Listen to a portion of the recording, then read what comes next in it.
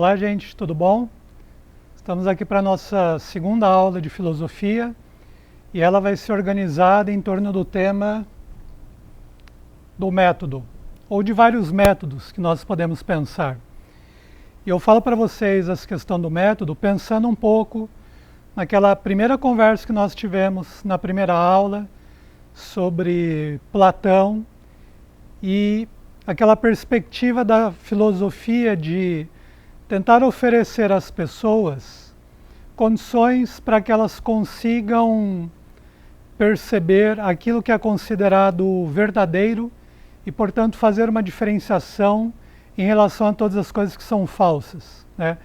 Se a gente considera esse raciocínio, então a gente precisaria, num segundo momento, como o de hoje, pensar naquilo que seria um método ou um conjunto de procedimentos que nos permitiriam fazer essa distinção, esse julgamento, diferenciando entre coisas e argumentos verdadeiros e falsos. E para esse segundo encontro eu escolhi falar algumas palavras para vocês a respeito de Aristóteles e um livro que ele nos deixou chamado Organon. Organon nada mais é que um trabalho de lógica.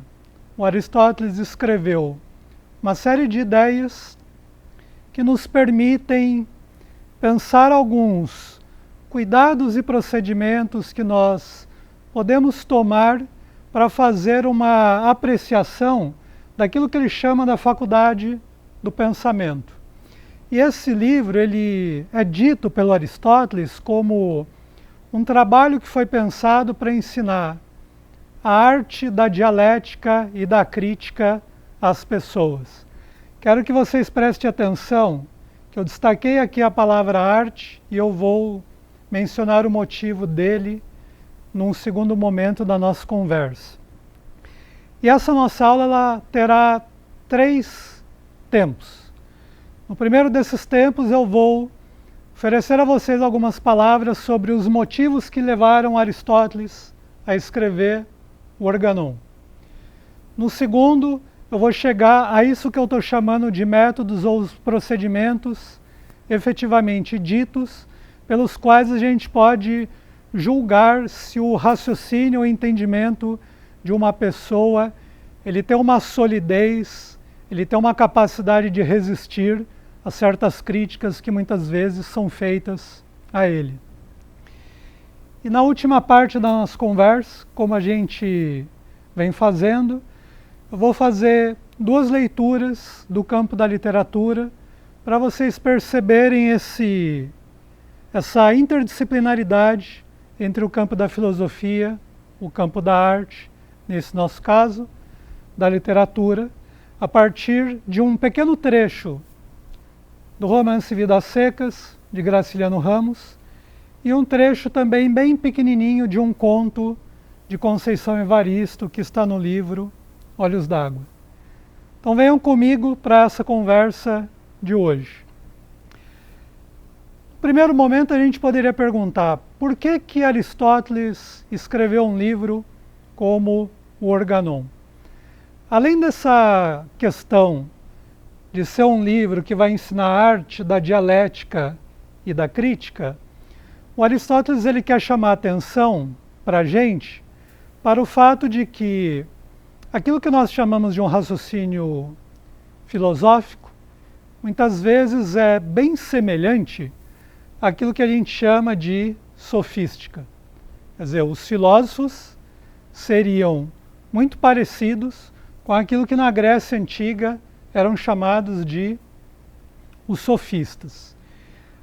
Isso daí nos leva a pensar num elemento muito importante do ponto de vista da nossa faculdade de pensamento. O primeiro elemento é o quê? Que Aristóteles considera que ele escreveu esse livro para aquelas pessoas que são inexperientes no campo da filosofia. E ele usa uma imagem muito interessante para se referir a essas pessoas. Ele vai dizer no livro, no Organon, que as pessoas experientes são aquelas pessoas que veem tudo à distância, veem as coisas à distância. E eu também quero que vocês gravem esse elemento, essa ideia que eu comento agora. Gravar por quê? Porque a gente vai tentar ver qual é a alternativa sobre isso daí. O que seria ver de perto e exatamente o que Aristóteles nos convida a ver de perto. Um outro aspecto muito importante aqui é que, como os sofistas são pessoas que tentam passar uma imagem de sábios sem serem efetivamente, existe um elemento muito importante do ponto de vista dessa construção de raciocínios verdadeiros. Tem toda uma performance, tem toda um determinado tipo de apresentação e uma maneira de se dizer as coisas com retórica, mas que não necessariamente são ditas de uma maneira verdadeira e nem se diz exatamente aquilo que a gente concebe com verdade. Portanto, isso que a gente chama de sofística e o trabalho dos sofistas nada mais seria do que uma espécie de ilusão que dificultaria essa capacidade de pensamento e encobriria esses elementos que nós estamos chamando de verdadeiros e que são os elementos em relação aos quais a filosofia e os filósofos têm um real interesse. Então foi para essas pessoas que o Aristóteles escreveu o Organon, né? Quando a gente chega na segunda parte da nossa conversa agora, eu começo justamente com uma resposta: por que uma arte? Da dialética e da crítica. O que significa essa ideia de arte? Era muito comum na Grécia Antiga alguns filósofos, alguns professores de sociologia, de filosofia, ensinarem aos seus alunos algumas respostas mais ou menos generalizadas para certas questões e para certas críticas. E nesse ensinamento, eles simplesmente diziam para esses alunos decorarem essas respostas, que eles poderiam ter um certo desempenho considerado nas conversas e nas discussões. Na verdade, o que o Aristóteles quer aqui não é oferecer respostas acabadas que você pode simplesmente decorar. Ele quer muito mais. Ele quer preparar os seus estudantes, as pessoas que tinham contato com ele, para que elas fossem capazes de construir pensamentos minimamente sólidos e verdadeiros e também participar de conversas e discussões com esse mesmo nível de consistência e de coerência e ao mesmo tempo perceber, diante de uma conversa, diante de um debate, quem ali estaria sustentando uma verdade, quem ali estaria enganando as pessoas que estariam assistindo. É nesse sentido que é uma arte, a arte da filosofia e a arte dessa busca da verdade. O segundo ponto que eu pedi para vocês prestarem atenção é em relação ao que significa olhar as coisas à distância. E a contrapartida que é oferecida por Aristóteles em relação a isso. Ou seja, o que seria olhar de perto e o que exatamente nós deveríamos olhar de perto. E todo o Organon, ele é escrito e montado para que a gente tenha condições de olhar com riqueza de detalhes, de minúcias, as conversas e os diálogos que são travados pelas pessoas. É justamente isso que ele quer nos dizer. Tem uma coisa muito importante que aparece no Organon, que é uma relação entre as coisas e as ideias.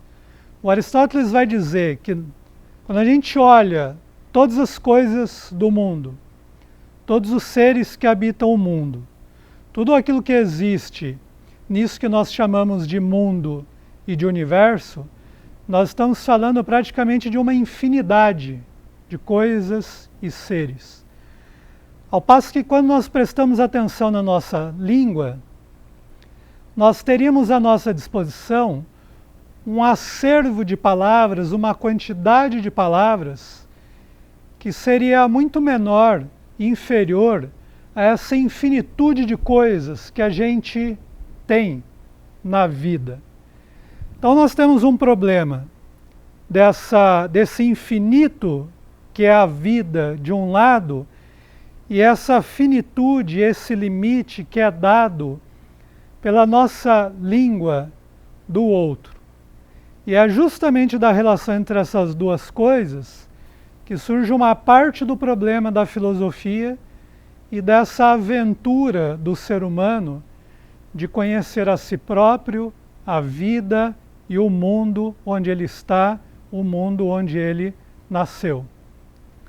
Se a gente tem uma quantidade de palavras finita, nós precisamos usar estratégias para que esse limite nos permita chegar o máximo possível dentro das condições de vida que nós temos, que nós encontramos, nessa imensa aventura do conhecimento, do saber e da sabedoria. Esse é um outro ponto muito importante que o Aristóteles nos diz. Bom, o que nós vamos prestar atenção minuciosamente, então, nos discursos? Em duas coisas. Primeiro, nas pessoas. Muitas vezes as pessoas fazem perguntas e questionamentos não com uma intenção sincera de obter a verdade ou de participar de um processo de construção ou descoberta da verdade. Muitas vezes as pessoas fazem perguntas simplesmente para testar aquelas outras pessoas que querem a sabedoria ou se apresentam como pessoas sábias. Um outro elemento muito importante é que toda vez que a gente fala de uma conversa, de um diálogo, existe um elemento de performance. Todos nós performamos uma fala, uma atitude, determinados gestos. E isso é muito importante do ponto de vista da compreensão dos efeitos que as palavras têm sobre as pessoas que as ouvem ou sobre as pessoas que participam de um debate, de um diálogo.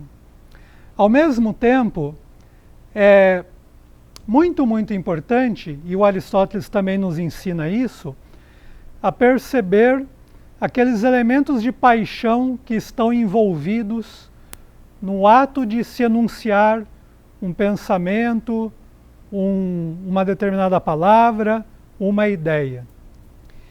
E esse aspecto da paixão, ele tem grande relevância porque quando nós nos deixamos levar por esses rompantes emocionais, por essas emoções que são mais intensas, pelo menos na visão do Aristóteles, nós ficaríamos mais sujeitos a erros, a problemas do ponto de vista da construção do argumento, da enunciação de um determinado argumento. Então essa ideia da moderação na hora de se conversar e debater um determinado assunto é muito importante para o Aristóteles. Esse é um ponto. Primeiro a gente olha para as pessoas, depois nós olhamos para as coisas que são ditas por essas pessoas. Nós tentamos prestar atenção com riqueza de detalhes nas palavras que são ditas. E em relação às palavras, nós precisamos prestar atenção em quê? Primeiro ponto importante é que muitas vezes uma mesma palavra ela assume vários sentidos, em contextos diferentes, em falas completamente diferentes.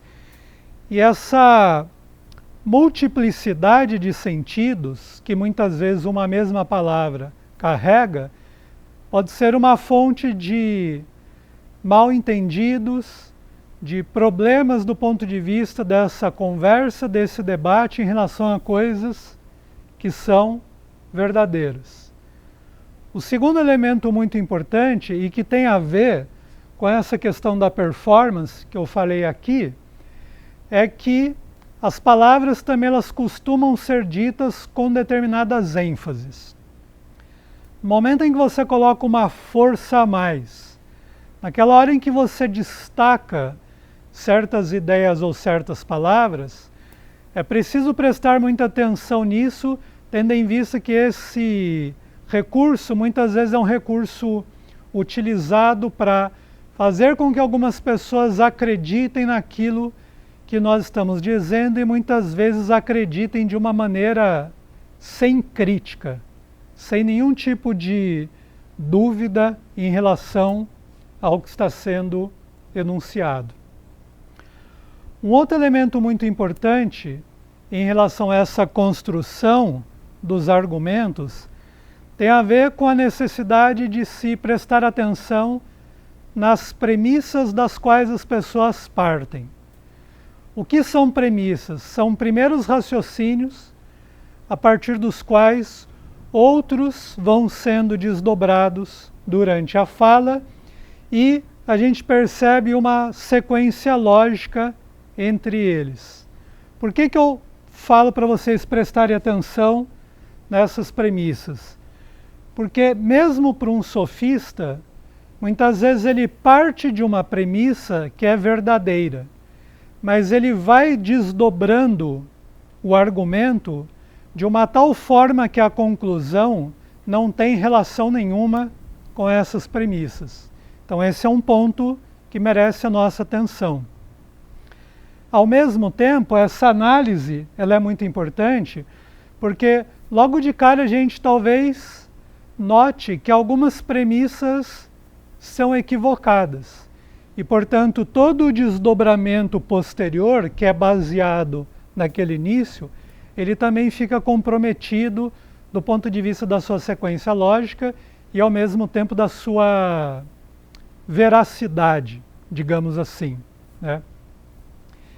Ao mesmo tempo, Aristóteles chama a nossa atenção para verificar se um determinado pensamento ele é construído por uma pessoa em termos abstratos ou se ele leva em conta uma situação particular. E aí aqui eu quero fazer uso de um exemplo que o próprio Aristóteles dá para o seu leitor no Organon. Numa certa passagem ele vai dizer que se a gente toma riqueza e saúde, não há muitas dúvidas para nenhum de nós de que são duas virtudes, são dois valores e são bens muito queridos por qualquer pessoa no mundo. Mas ao mesmo tempo Aristóteles vai dizer que se você encontrar uma pessoa que ela não é ponderada, uma pessoa capaz de saber se conduzir com moderação na vida, se é uma pessoa marcada pela imoderação dos raciocínios e das suas atitudes, tanto a riqueza quanto a saúde podem se transformar em alguma coisa que vai fazer mal a essa pessoa ou aos outros que estão por perto ou em relação com ela. Isso é uma coisa também muito importante que o Aristóteles ensina no Organon. E aí nós chegamos no último momento da nossa aula, que eu vou ler para vocês um pequeno trecho do Vidas Secas de Graciliano Ramos e de um conto da Conceição Evaristo, para tentar ilustrar e ao mesmo tempo mostrar para vocês algumas possibilidades de comunicação entre a filosofia e a literatura. Então, esperem só um pouquinho, vou ali pegar o livro e já volto. Primeiro eu quero ler um trecho de um conto que se chama Do do livro Olhos d'Água, de Conceição Evaristo. é justamente o primeiro parágrafo do conto. É um parágrafo bem curtinho, mas ele tem elementos bem importantes para a gente pensar o que significa essa ideia de ver bem de perto e quais são as consequências disso do ponto de vista de um conhecimento sobre o ser humano. E a Conceição Evaristo ela diz assim: Duzu lambeu os dedos gordurosos de comida, aproveitando os últimos bagos de arroz que tinham ficado presos debaixo de suas unhas sujas. O homem passou e olhou para a mendiga, com uma expressão de asco. Ela lhe devolveu um olhar de zombaria. O homem apressou o passo, temendo que ela se levantasse e viesse lhe atrapalhar o caminho. A gente percebe o primeiro elemento importante, que se trata de um encontro muito rápido. Um passante se conduzindo por uma calçada na rua e de repente se dá aquele momento que é muito curto temporalmente do cruzamento de olhares. Mas apesar de ser muito curto, a gente percebe que se trata de um momento muito intenso, né? A maneira como a Conceição Evaristo constrói o texto é como se ela estivesse bem perto da mendiga, estivesse ali ao lado, observando detalhes como as unhas sujas, a mão indo até o fundo da lata para tentar pegar os restos de comida, de arroz que estão ali. Ao mesmo tempo, ela é capaz de perceber o olhar de asco, o olhar de nojo desse passante que provavelmente tem uma posição de classe muito diferente da mendiga. São pessoas que ocupam posições na sociedade muito diferentes. E a gente nota as reações emocionais dos dois em relação a esse encontro, a esse breve encontro. Isso é muito importante do ponto de vista de um conhecimento literário sobre esse tipo de experiência, sobre o ser humano. E eu também escolhi esse texto para vocês porque há uma passagem do Organon em que o Aristóteles diz que no momento em que as pessoas olham umas às outras, esse olhar de uma certa forma afeta a outra pessoa.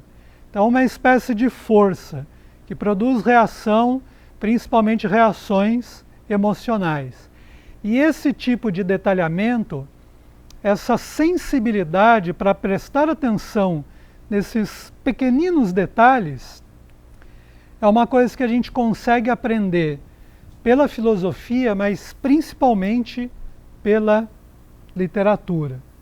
Isso daí é Conceição Evaristo.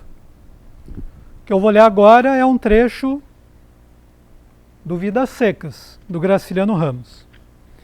É um trecho em que eles chegam até uma cidade em que há uma festa e a família de Fabiano, principalmente as crianças, começam a observar um mundo de coisas dos quais elas não sabem o nome. E o Graciliano Ramos, ele fala assim: impossível imaginar tantas maravilhas juntas. Perceba essa expressão de maravilhamento da criança. O menino mais novo teve uma dúvida e apresentou-a timidamente ao irmão. Seria que aquilo tinha sido feito por gente? O menino mais velho hesitou, espiou as lojas, as toldas iluminadas, as moças bem vestidas. Encolheu os ombros. Talvez aquilo tivesse sido feito por gente.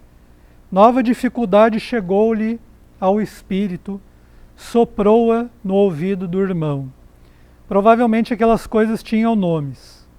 O menino mais novo interrogou-o com os olhos. Sim, com certeza, as preciosidades que se exibiam nos altares da igreja e nas prateleiras das lojas tinham nomes. Puseram-se a discutir a questão intrincada. Como podiam os homens guardar tantas palavras? era impossível. Ninguém conservaria tão grande soma de conhecimentos. Livres dos nomes, as coisas ficavam distantes, misteriosas, não tinham sido feitas por gente. Essa conversa entre duas crianças humildes no sertão é uma conversa nitidamente filosófica. Daí aqui uma das genialidades de Graciliano Ramos, de nos ensinar que filosofia pode ser aprendida por qualquer pessoa. Por qualquer pessoa é capaz de produzir questões sobre a vida e sobre si mesmas que tem a ver com questões postas pela filosofia. No caso desses dois meninos, eles estão absolutamente encantados e fascinados com muitas coisas novas que eles observam nessa cidade. Mas ao mesmo tempo, junto com esse fascínio, existe uma espécie de medo. E eu falo um medo porque, como eles não conseguem nomear todos aqueles objetos e aquelas pessoas, eles não conseguem conhecer. Não conseguir conhecer é como se fosse um mundo opaco, um mundo avesso a essa capacidade de conhecimento. A partir dessas duas leituras, vocês podem tentar pensar em algumas possibilidades de fazer com que coisas que vocês aprendem no campo da filosofia podem potencializar coisas que vocês aprendem em aulas de literatura e vice-versa. Aqui a gente chega no final dessa nossa segunda aula. Se vocês tiverem alguma dúvida, procurem seu professor ou professora de filosofia e vocês também podem me procurar. Obrigado pela atenção de vocês. Até mais.